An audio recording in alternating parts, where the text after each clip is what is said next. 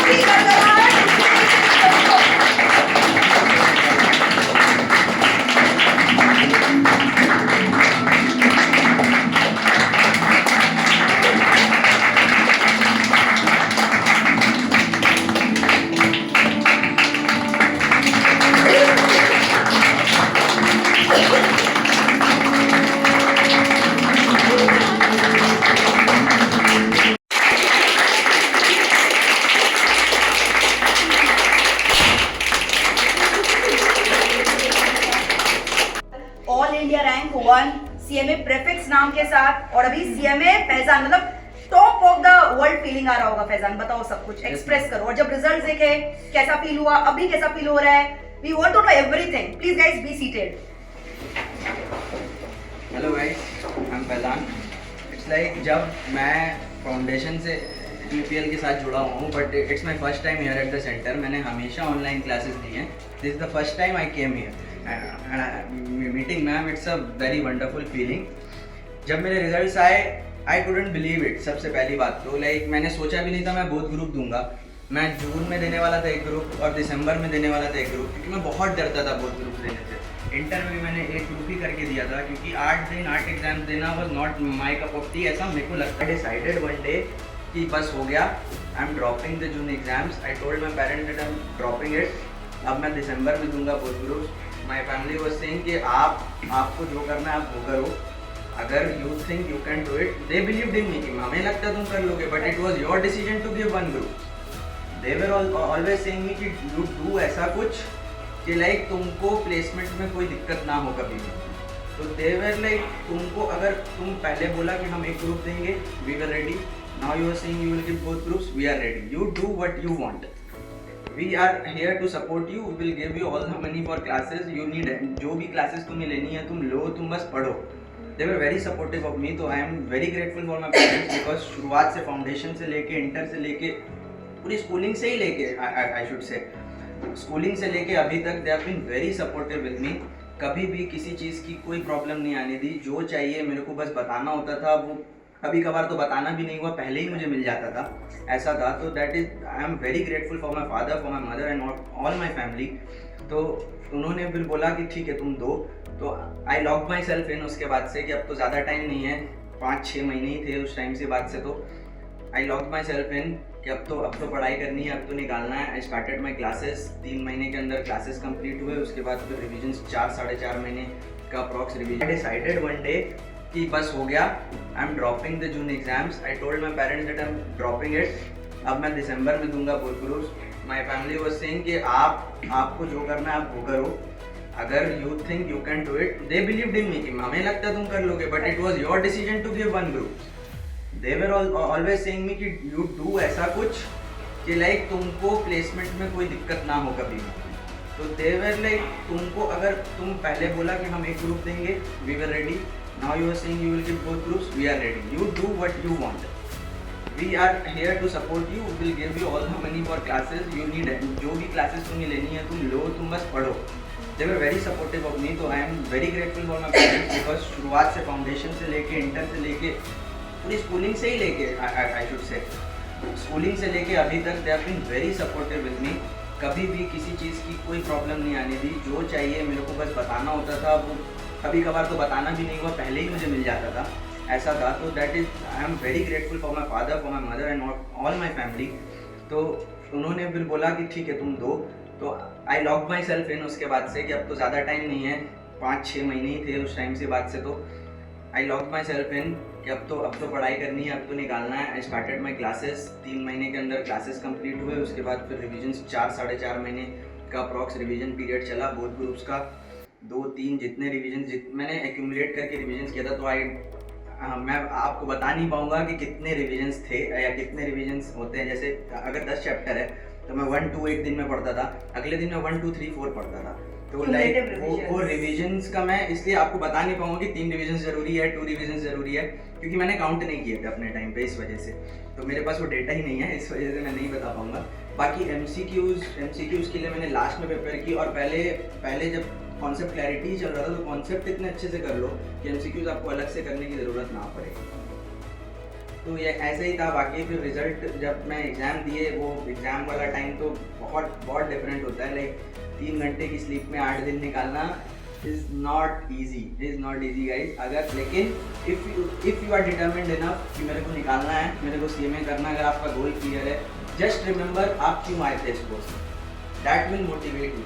No outside motivation can help you more than the inside motivation. आप बस सोचो आपने क्यों ये कोर्स ज्वाइन किया था, दैट विल मोटिवेट यू। और किसी की बातें आपको नीड ही नहीं पड़ेगी, किसी की बात की, आपकी खुद से ही वो चीज़ आएगा, नहीं I have to do it, I want to do it, and if you want to reach here you have to do it, you have to give both groups. मैं पहले प्रीच करता था कि एक ग्रुप दो, ज़्यादा लोड ना लो, आराम से निकालो, but I won't do it now because I am here. अब मैं कर दूँगा तो वो आयरन ही हो जाएगी, तो मैं वो तो नहीं बोलने वाला, बट मैं पहले बोलता था अपने फ्रेंड्स को, क्योंकि मैं खुद वही अप्लाई करता था इस वजह से, बट अब मैं नहीं बोलूँगा।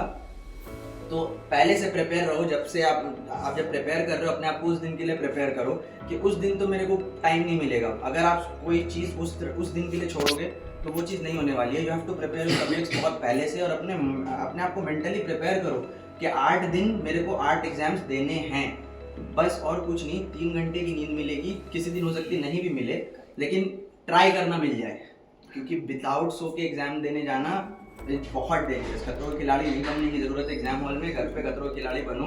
पहले ही से खुद को कर लो प्रिपेयर, पहले ही से सोचते रहो कि 8 दिन मेरे को देना है, अपने आप को मेंटली प्रिपेयर करो। कोई चीज़ छोड़ो मत उस दिन के लिए, बस रिवीजन करना है जितना हो पाए उस दिन के लिए। नया टॉपिक कुछ नहीं, 1 महीने पहले से ही नया टॉपिक छोड़ दो। मैं तो बोलूँगा जितना किया है उस पर अपने आप पे बिलीव रखो, अपने बुक्स पे बिलीव रखो। जितना तुमने सोचा है, जो स्ट्रैटेजी पहले से बनाई है, जो स्ट्रैटेजी तुम्हें यहाँ तक लेके आई है, वो 1 महीने और भी आगे ले जाएगी। तो 1 महीने से पहले तक ही तुम न्यू चीज़ें पढ़ो, उसके बाद से जो किया है बस उसको ही करो। बाकी अपने आप पे बिलीव रखो, हो जाता है। जितने लोग कर रहे हैं आप भी कर लोगे फॉर श्योर।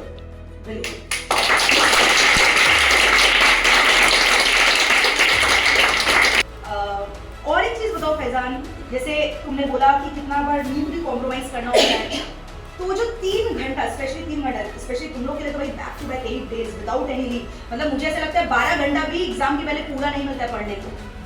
तो उस time how important is mental calmness, क्योंकि मैंने बहुत बार देखा बच्चा कितना ही ब्रिलियंट हो, हार्ड वर्किंग हो, चाहे फाउंडेशन इंटर में रैंक लाया हो, बट ये जो 8 दिन का चक्रव्यूह है, अगर इसमें थोड़ा सा भी कमजोर पड़ जाता है ना, और ये प्रोफेशनल एग्जाम है, इसमें एक आधा पेपर ऐसा भी होता है कि एक्सपेक्टेड नहीं आया, डिफिकल्ट आ गया या अच्छा नहीं गया, तो उस समय अपने दिमाग को कैसे कंट्रोल करना है, माइंड को कैसे कंट्रोल करना है, क्योंकि unless you control your mind, कितना ही आप अच्छे हो पढ़ाई में, you will not be able to succeed. So how did you manage that? Please give them some tips. और दोज 8 डेज आउट से जो सेल्फ कंट्रोल होता है बहुत इंपॉर्टेंट होता है। अपने आप पे आपको कंट्रोल रखना होगा। लाइक मैं जैसे जाता था, मेरा सेंटर आधे घंटे दूर था मेरे घर से, स्कूटी से मैं जाता था तो आधे घंटे दूर था। स्कूटी खुद चला के जाता था? हाँ जी।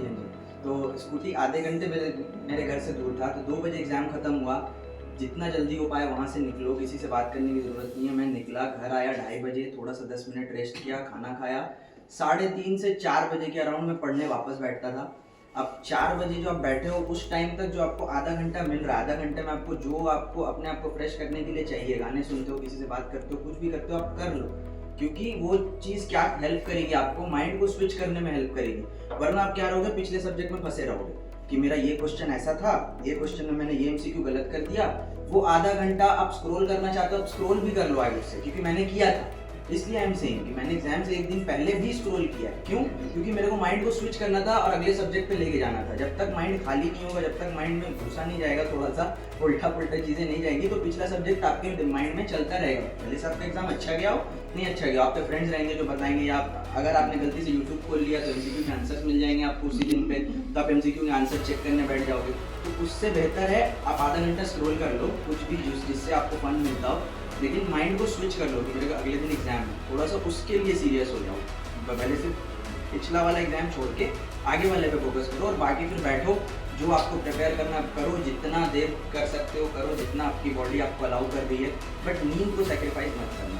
ये मत सोचना कि विदाउट सोए मैं तो ऑल नाइटर मार के मस्त मैं जाऊँगी एग्जाम में, या जाऊँगा एग्जाम में मस्त 3 घंटे वहाँ पे लिख के आऊँगा, एग्जाम में जाके हाथ नहीं चलेगा। That's the reality. आपको लगेगा आपके अंदर एनर्जी है, आपको लगेगा मैं तो आराम से कर लूँगा, मैं तो एक दिन और ऑल नाइटर मार सकता हूँ, आपको ऐसा लगेगा, बट वो चीज़ नहीं होगी, आपका एग्जाम में हाथ नहीं चलेगा। तो द इम्पॉर्टेंट पॉइंट इज़ कि आप सोना ज़रूर, भले से 3 घंटे हो, 2.5 घंटे हो, 4 घंटे हो, जितनी आपको मिल पा रही है आप सो ज़रूर, क्योंकि वो माइंड को फ्रेश करता है। सुबह उठो, फ्रेश माइंड के साथ एग्जाम हॉल में जाओ, जो आता है पहले वो करो, जो आपका पार्ट है नेटवर्क प्रोग्रामिंग है, आपका transportation, assignment, linear programming, learning curve, ये सारी चीज़ें आपको वापस मिलेंगी उस टाइम पे।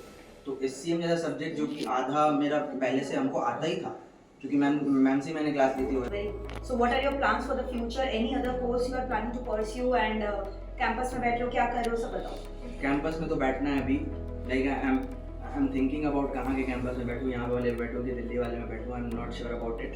बट अभी तो जॉब करना है, एक जॉब लैंड करना है। My father has a dream that I land in a PSU, तो I am working towards that. If I get a PSU will be very happy. तो मेरा प्लान्स तो वही है, फैमिली सपोर्ट करनी है, और कोर्स का तो कुछ प्लान नहीं है, बट अगर आई एम नॉट श्योर, अगर हो भी जाए तो ऐसा कुछ नहीं है कि मतलब आर देना है, अगर टाइम मिल जाता है, everything allow us I can do something, but अभी ऐसा कुछ सोचा नहीं है, क्योंकि 2 दिन ही हुए किसी रिजल्ट को, तो इस वजह से I am planning to sit in the campus placement and hoping to get placed. Pray for me guys. Surely you will get a very good placement. I will connect you again. ठीक है, जब job का placement लगेगा मैं दोबारा आपसे connect करूंगी, एक इंटरव्यू लूंगी जिसमें आप बता सको अपना एक्सपीरियंस कि किस तरह से कैंपस में भी तुम एकदम मतलब फर्स्ट फूड होके जो है अच्छा पैकेज है। This is for him, just nothing but a token of love and respect and appreciation.